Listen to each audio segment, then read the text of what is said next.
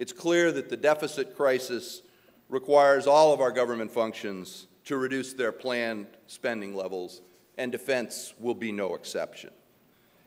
It's not plausible, programmatically or politically, to exclude the 20% of government spending that's encompassed by the defense function from deficit reduction plans.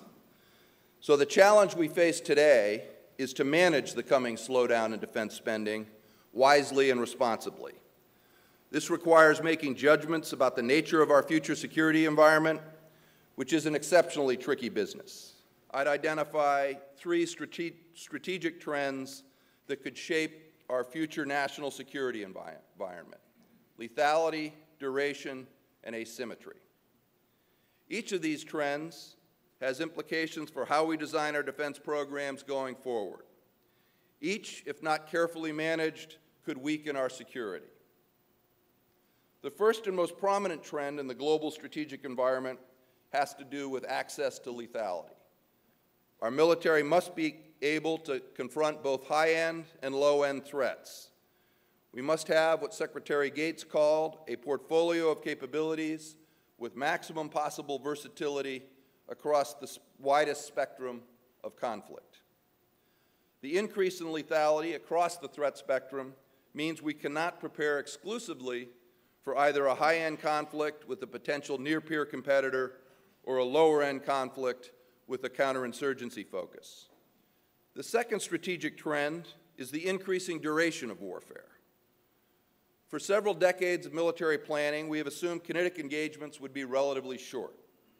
And that is how we planned, for intense but ultimately short battles that yielded decisive victory.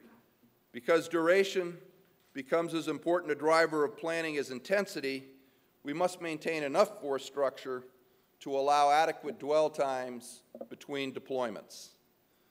This is likely to have important implications for how we size, structure, and utilize our reserve force components. We need the ability to scale up force structure for longer conflicts. And the long-term conflicts must be considered in our strategic calculus. The third final trend in war is the increasing prevalence of asymmetric threats. Battlegrounds used to be a meeting place of like-on-like forces, cavalry on cavalry, armor on armor, and in the Cold War, nuclear against nuclear. We generally faced enemies whose framework for the use of force was similar to our own. Our challenge was to develop superior capabilities and tactics within that framework. This like-on-like paradigm is disappearing. In stature, the American military is dominant by almost any measure. There are very few militaries that can or will challenge us directly. Yet we are finding that very dominance causes our adversaries to become more creative in their approach.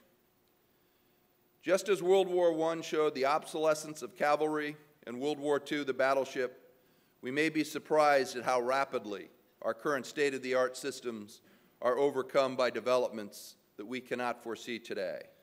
But I also believe that we can make informed judgments about the future of war by looking beyond specific scenarios to the underlying trends of warfare and the historical forces that drive them.